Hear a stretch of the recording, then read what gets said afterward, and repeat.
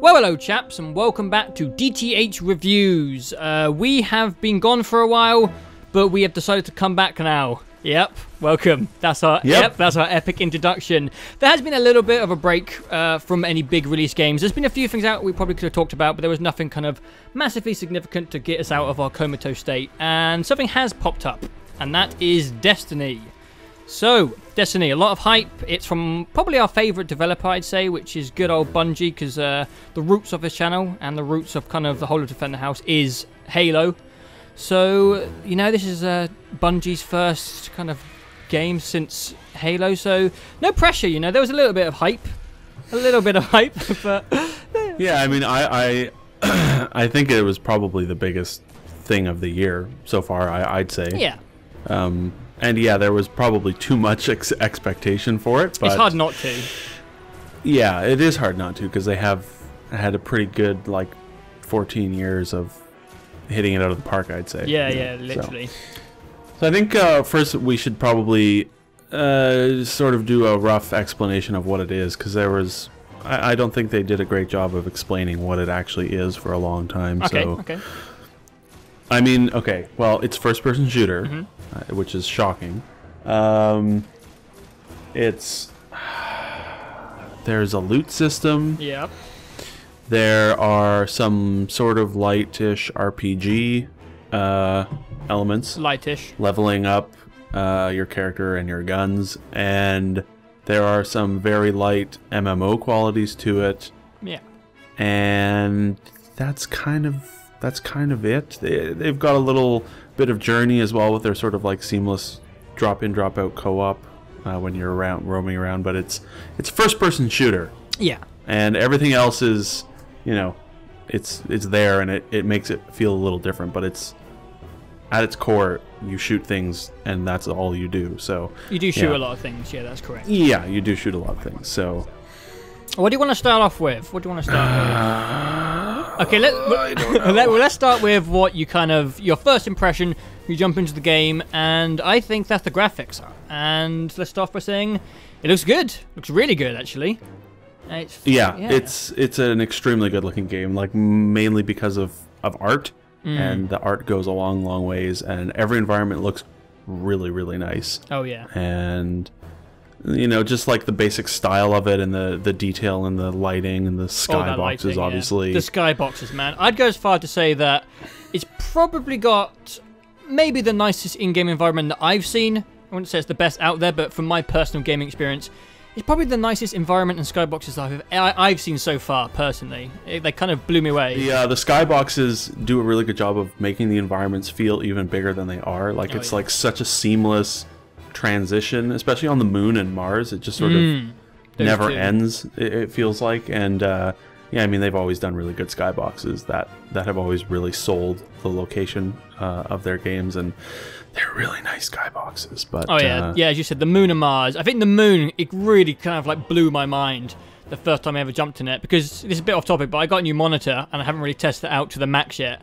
And when I kind of jumped into the moon, I just kind of sat there like, Jesus Christ, man. This looks phenomenal. And you're right, Mars looks really, really nice as well. They all look good. Each planet kind of has their own little color, like, style and little theme. So, yeah, all the places in the game look phenomenal, which makes it a bit nicer to play and walk around in. And so I played a pretty good chunk of the beta, and going into the final game, my biggest concern after playing the beta was variety of content and environment. Yeah. Because the beta, it was sort of, you know, you go back through the same environment several times, and like every story mission in the beta involved you defending Peter Dinklage as enemies came at you. And I figured that's the beta. I would presume there's not much, you know, it's not representative of a huge portion of the game. Yeah.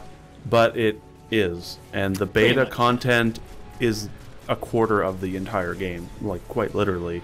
Yeah, you're right. It's a good quarter of it. And yeah, I think like maybe it's one of its biggest problems is just you go back through the same environments multiple times in a row, and you do kind of the same thing in every environment. And literally every single story mission, like every single story mission has you deploying your ghost robot and defending it while enemies come at you, and mowing down a boss near the end usually. Yeah, and that's just, it's so weird. Like, the weirdest part is just the going through the same environments multiple times in a row. Like, it would have been way better if you did a couple on Earth and then you went to the moon and then Venus and then back to the moon and then back to Earth. Like, if they spread out the backtracking, that would have been fine. But you do a mission, you go to orbit, because it forces you to go to orbit, and then you go and do the next mission, and it takes you right to the exact same spot that you were just in. It's really strange. Yeah, you're right. If they kind of mixed up the missions so that you were going between different planets, because I didn't really even think about the fact that you were just going through a planet, then you would move on to another planet and go through all the missions on that planet. I mean, you can dip between the missions on each planet, but the way the leveling system works, you're kind of forced to go through a whole planet's missions first, because you're kind of, the way the leveling works.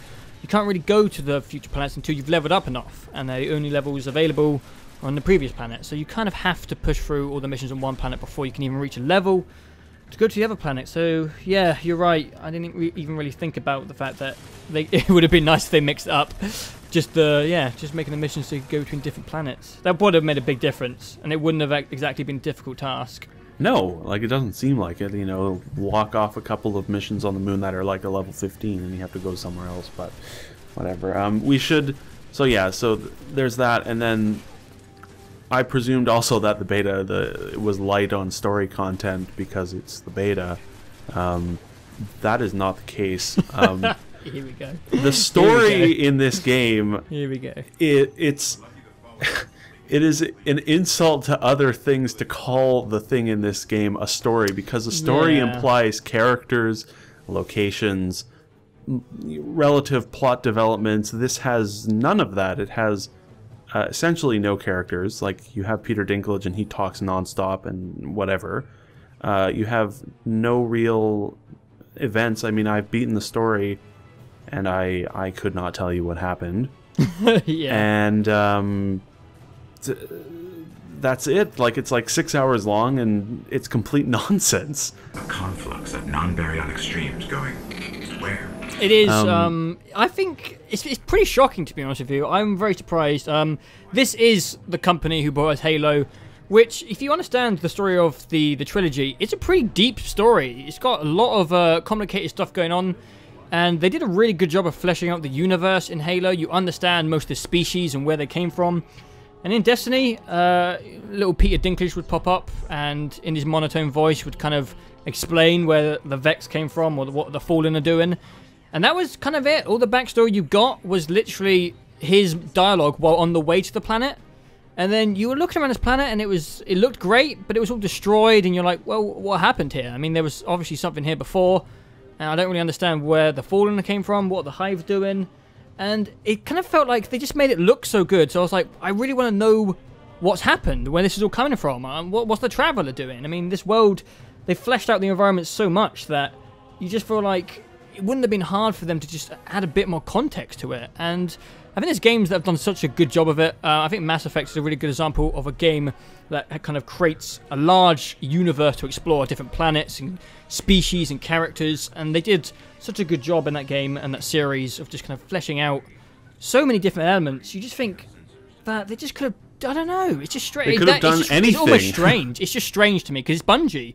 They're good at stories, and I don't know. I mean, weird. I don't know. If you look at Halo, like, the actual stories in Halo, and the Halo games they're not amazing. There's very little to them, but at least the Halo games have some decent characters and some decent moments between those characters, and you can at least very loosely tell someone what is going on, and there are some great set pieces, and that's enough. That's more than enough. And this, there's just like, there's nothing there. And I mean, it's a cool universe, I think, because like just the basic concept of this massive alien ship hovering over Earth and like enlightening humanity, sort of 2001. It is interesting, yeah. Style. Like, there's some neat things there, but they don't do anything, and you're constantly unlocking these little grimoire cards, and it's like, go to Bungie.net to learn more. And on their site, there's all sorts of additional information and story stuff you can learn, but... Oh, I didn't know that. I wonder what those stupid cards were. But you have to go to their website. Yeah, you have to go to their website. That should just be built like Mass Effect Codex style. Just put it into the menus. Like I shouldn't have to go outside of the game to figure out what's going on inside of the game. Yeah. And that's just, and it's so self-serious. Like everything is, like there's weird goofiness in it because it's a Bungie game, and Bungie games are kind of weird and goofy a lot of in some little ways all the time, I think. And you know, this has like dance emotes and funny weapon and item descriptions and names, and but then you get to the voice acting, and it's all like, oh, you were forged in the light and are born out of darkness and must fight, and I am the speaker and the traveler and darkness and ghosts, and it's like, oh my god, it's just so serious the entire time, and they're just like blabbering nonsense for 6 hours, and it's so weird. There is, I think, like when you first jump into this game, the thing it's most comparable to in the way it kind of plays out is kind of Borderlands, I think so. Just kind of like the open world shooting multiplayer aspect of it. And Borderlands didn't attempt to write, you know, an Oscar-winning story. So what it did in Borderlands is it created interesting characters and entertaining characters. And yeah, there are lots of. I think there's a few. I mean, I really don't like the writing in Borderlands. I think all the humor is really stupid. But at least it has something. Like at least I remember what some of the characters are like. You're right, because they have flamboyant personalities, and there's something there, you know. And if you're not going to do a good story, because maybe Bungie were focusing on the MMO aspects, which they haven't really dived into before, I don't think it would have been too difficult for them to at least make a few memorable characters. Or just not bother. Like, I don't need a story. I'm okay with there not being a story in every game. Yeah, don't get my hopes up. Like, either do it and do it at least half decently, or just don't bother, I feel like. And it's just, I don't know, it's so weird. Like, it is kind of shocking, just like the total nonsensical story that they put in. But we should move on. Yeah. Because it's a small portion of the game. The story is garbage, but it's a small portion. Let's be positive. Should we talk about the gameplay? Yes. Which is the shooting of the stuff. Yes. And I don't really have much to say about it, except it's pretty flawless, to be honest with you. It feels great. If you played any of the Halo games, you pretty much pick it up, I'd say, in about 2 minutes. It feels like. You put a controller in your hand. If you have any experience in any Halo game, I felt right at home almost instantly. I'm sure anyone who hasn't played Halo would also pick it up pretty quickly as well, because it's tight, you know. The controls are great, it plays good, and I'm not sure. I don't have any complaints. I played quite a lot of it. You played more than me, and I don't feel bored of the combat or shooting already. Yeah, me neither. And it's got the same sort of Halo trifecta of guns, grenades, melee, but it also has now the super ability. And it's like I've played a ton of it, and I mean, after about 10 hours, you've seen literally everything in the game. With one exception, I'd say you can get through everything in the game in 10 hours. So I've played a lot more than that, and I'm still having a ton of fun shooting things because the gunplay is pretty much perfect, I'd say. Yeah. And it's even better when you're playing with other people, because you generate these things that help regenerate other players' super abilities, and when you're playing with 3 other people, you can sort of pop supers a lot more often and use everything a lot more often, and it's just more chaotic and crazy and much more enjoyable with other people, even if you're not talking to them. Like, even if you just have 2 random strangers with you, it adds a lot more sort of chaos to the already fun action. So, I mean, it's a big thing to nail. Like, the gameplay is what you do in a game, and they nailed, like, they got it perfect. So it's a big redeeming quality, is that it's always great fun to play. Yeah. So the loot system up until sort of level 20 is pretty decent, I'd say. You know, you're pretty consistently getting new stuff every hour or so. It's not like Borderlands where you're just constantly getting new things. It's more like you get a weapon and use it for a few hours and level it up, and I like that. I like holding on to something for more than an hour. There's not a huge variety of actual weapons. Like, there's 4 types of primary weapons. Yeah, that's true. And they all look and play the same. There's a scout rifle, pulse rifle, auto rifle, hand cannon. They all look very similar, and they all feel like pretty much the same. There's a shotgun and a sniper and a fusion rifle, which is sort of like a long-range shotgun-y charge thing. The fusion rifle is really good once if you get a good one. Okay. And so that's sort of part of the problem of the loot system, is there's not a huge variety in the actual guns you're getting. But then, so from level 20, like level 1 to 20, you just play and get XP. And then at level 20, you have to get light, which is part of your armor, and you have to get better armor to improve your light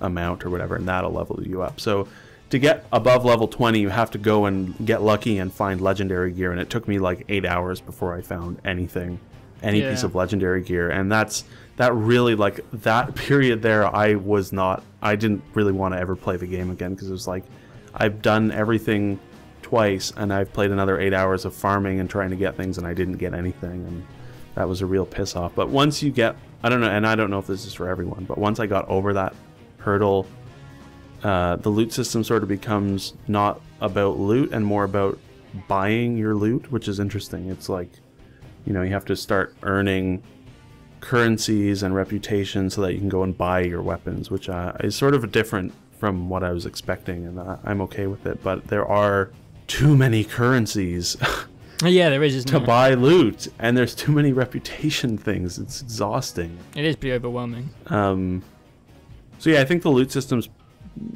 pretty good. There's not a huge amount of variety, and there are probably some frustrating moments where you won't get anything for hours and not want to play it. But I especially have liked it sort of post level 22 or so, where it's been about really getting good stuff and then spending a long time upgrading it, and that stuff's been pretty satisfying, I think, so far. I'm actually looking forward to it, because I'm a bit behind you on the game. I haven't had as much time to play it, so basically just wrapped up all the story stuff, and I am looking forward to getting into the grinding stuff, because for me it's just been kind of going through the story, and you kind of see the little drops are like little hexagon type things on the floor, and it gets really exciting when you see like a blue one pop in the air, like, and you like run after it. And I have yet to get a legendary drop, but I am looking forward to, now I'm kind of past the mediocre mission stuff, I'm looking forward to just kind of getting involved with kind of grinding, farming, the looting, the more MMO kind of sided part of it. So I feel like Destiny is kind of split into two sections, which is you spend like maybe 10 hours or so kind of grinding your way through the story stuff, and then you kind of burst through that and go into the more MMO aimed stuff, which is kind of interesting and also a bit weird. I don't know any game that kind of really made you play the game for so long before you kind of get into the proper, I don't know what word to say, but it's weird that it has kind of two stages to it. And I'm not even sure if that was intentional, but it kind of plays out that way. The MMO stuff is interesting. I've never played an MMO. Like Me neither. The extent of my knowledge of MMO is you grind by going in, like, you know, collecting 10 tiger teeth or whatever. Yeah, I know you're going. So there's grinding, there's a social hub, and there are raids, and that's pretty much all I know about MMOs, and that seems to be all Destiny knows about MMOs as well, and that's fine by me, because I don't need anything else. There's a lot of grinding. Yeah, I've got that coming. Like I said, I mean, I got through everything there was to see in 10 hours. So there's like 20 story missions, 6 strikes, and that's it. And after that point, it's just all replaying the same stuff, hoping to get good gear. And that I could do with a lot less of that grinding, because it's kind of exhausting. But the other things, like the social hub, Tower?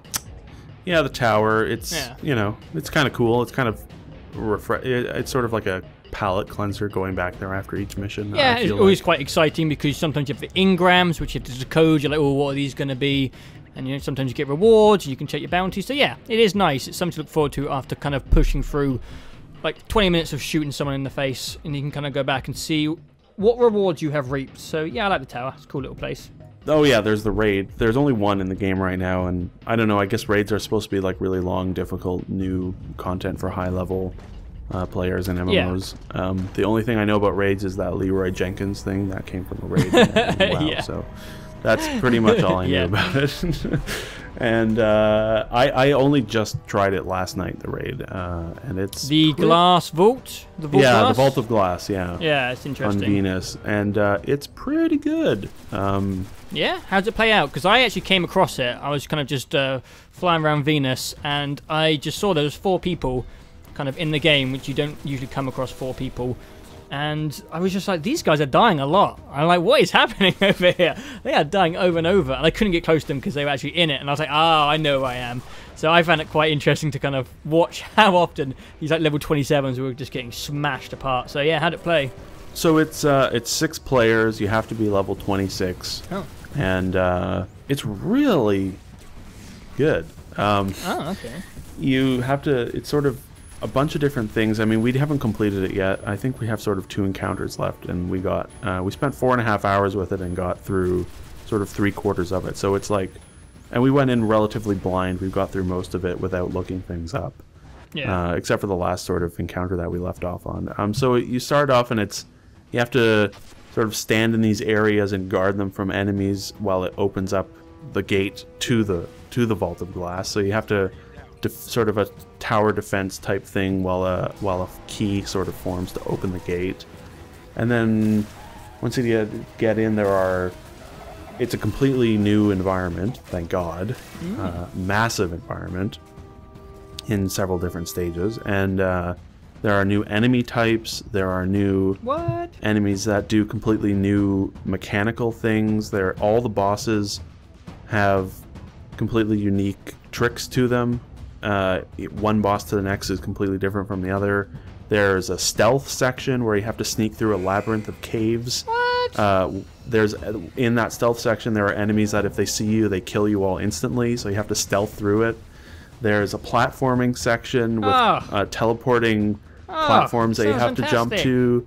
There are portals that you have to jump through to help kill the boss, and they take you to alternate dimensions. And, oh my God. And I haven't seen it all, and I was really, really surprised and impressed by the creativity of it all and the challenge and satisfaction of it all. I mean, 4.5 hours on one mission and we haven't completed it yet. Sounds exhausting, and it was, my God. But you know, we would go into each area, and you get lots of checkpoints, so you can just fail over and over again until you figure it out. And each area would be like a new challenge, and we'd have to figure out, okay, what is this? What is the trick in this area?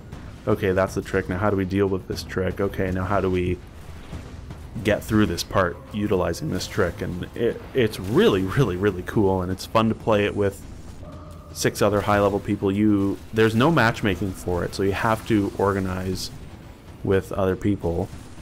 You have to find people on your friends list to play it with, but I can understand why they did that, because there is no possible way that you would ever get through it with any less than 6 people, and if those people aren't all talking to each other, there's no way you can do it. It sounds like a good time. It is.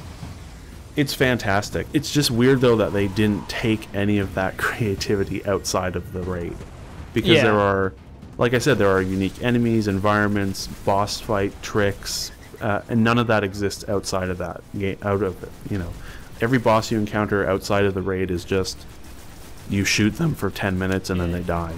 And these bosses have all sorts of different things that you have to shoot. There's like teleporting orbs of light that make a jingle, and you have to like follow the jingle and see where they're spawning, and it's crazy. Way. This is awesome. It's madness. It's so different. You know what? And it was so unexpected. This is great to hear, because I feel like, as we know from Halo, Bungie is a company that supports a game like no other post-release, and I feel like Bungie are going to kind of learn as they go along, and they're going to listen to the feedback. And this kind of sounds weird to say about a game, but I'm more excited about what Bungie releases next for Destiny than actually what came on the disc, if that makes any sense. Because some of the funnest times I've had so far in Destiny is in the strikes, because there's like a real sense of camaraderie when you're playing with people, even with people you can't talk to, and you're all running around, and you have to keep each other alive and revive each other. And even though most of the strikes I wasn't chatting to anyone, you feel, I don't know, you feel kind of attached to these guys. You feel like you've bonded to these people. Exactly. Yeah. I did one strike. It's the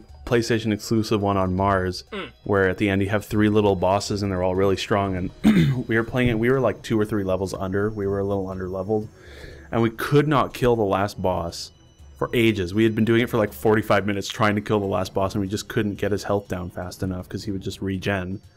And right after, you know, we cleared out the enemies, and there was just this little boss, and because the enemies would respawn, this was like an hour into it, I popped a super on the Warlock, which, you know, creates this huge explosion, and knocked him off of the map and won. And it was amazing. Like, at the end of that, it's just like, we are the best friends in the entire world. What we've been through now. So it's really cool that they put something so unique and exciting at the end of sort of this really long grind of leveling your character up. Like, to get to level 26, level 27, it's a commitment. It takes a lot of work. Yeah. And the reward for getting to that level is being able to play this raid, and I don't even know if I'll get anything good from playing the raid. I don't care. It's just the satisfaction of playing it through.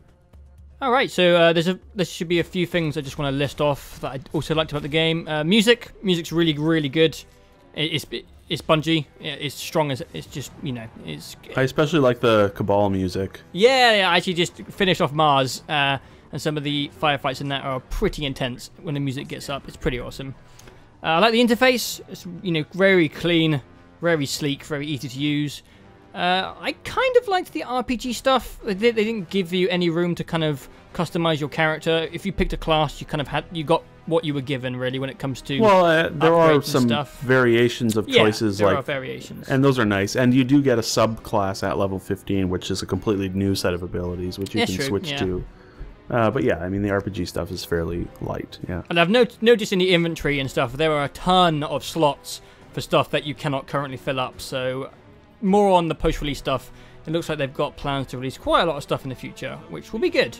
And we haven't talked about the Crucible either, which is the multiplayer versus mode, which I haven't really dived into much of. I played a few games, and what I played of I like so far. I wouldn't say I played enough to kind of see if anything is overpowered, but knowing Bungie, I'd say it's probably pretty balanced throughout. And I haven't put a huge amount of time in it, but I can definitely see myself playing quite a bit more of it. I like it. It's a good time. It is a good time. I think the multiplayer is pretty good. Yeah. I've spent a fair number of hours with it. I think my biggest problem with it, though, is that every single player has a primary weapon, a secondary weapon, a rocket launcher, a grenade, a melee, and a super ability, and all 6 of those things kill almost instantly. Yeah. And I found myself, every time I get into a close encounter with almost anyone, they either insta-kill me with a grenade, a melee, a shotgun, or a super. And definitely, yeah. I could do with, like, maybe longer respawn on, you know, recharge on some of those things, or less ammo for your shotgun or something. But I've had a pretty good time with it. There are definitely times where it gets really frustrating, but for the most part, it's enjoyable. The maps are well made, and, you know, it's relatively balanced. I like that you get to carry all of your gear in, and that's all balanced out. Yeah, that's nice. But it feels more than tacked on, though, if you know what I mean. Oh, definitely, yeah. It feels pretty fleshed out, and if that's your type of thing, you've got that to go to. Yeah, though it is really strange that there are like 5 game modes for the multiplayer. Yeah. 4 multiplayer modes. Only one of them is objective, and there's no custom games. There's no customizing anything, which is really strange because, I mean, Halo 3 still has the most customizable multiplayer out there, I think. Halo Reach, they took a few things out, still pretty customizable. You know, Firefight as well.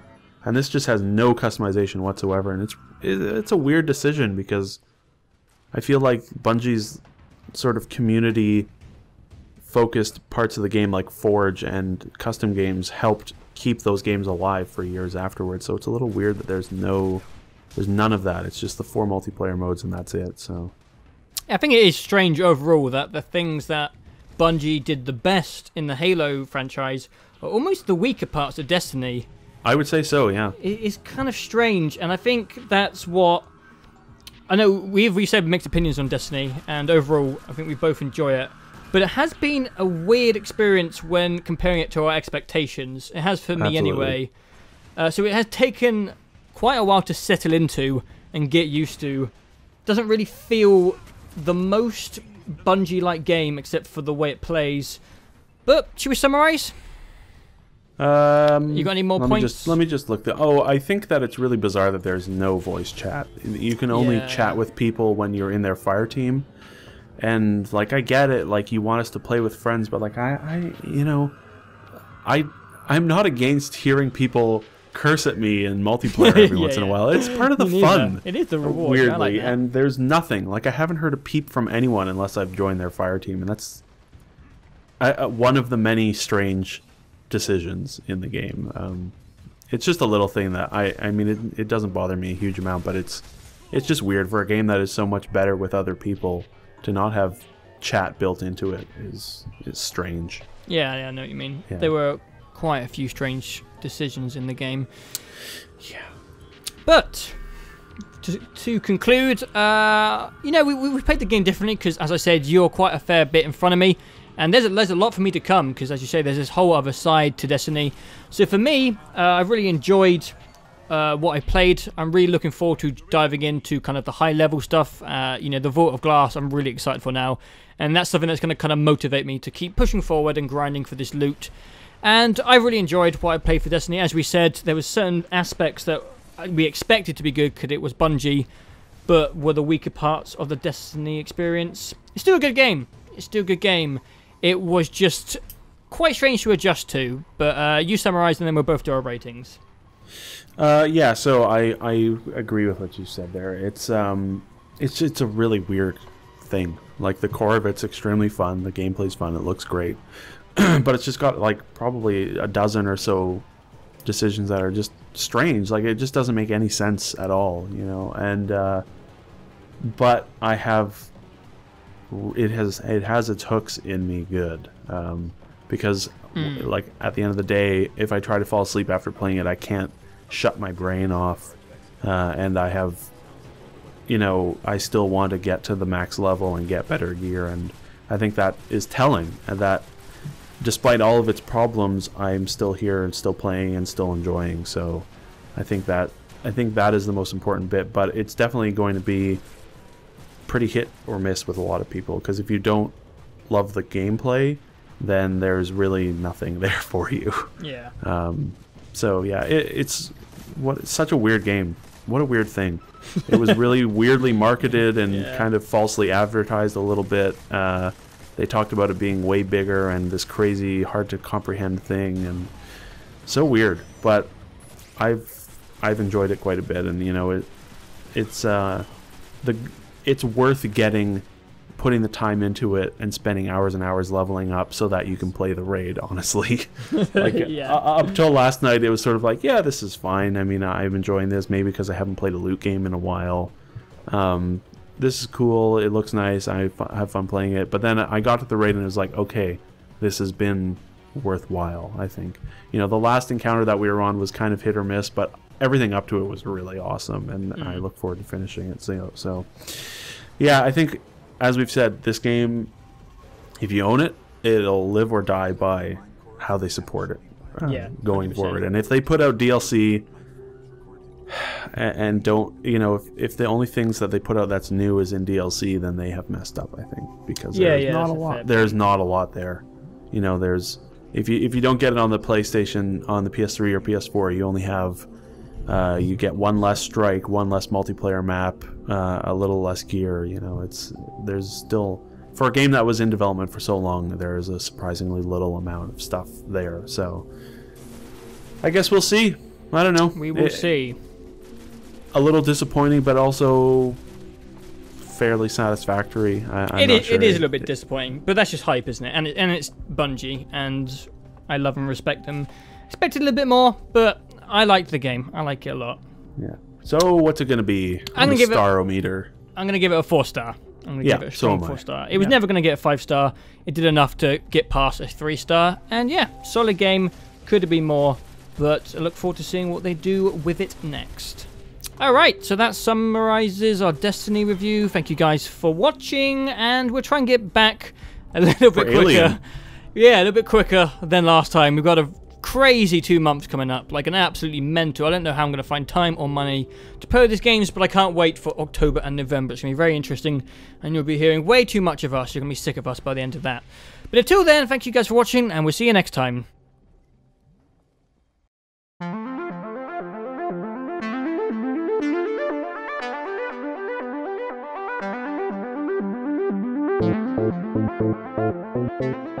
Thank you.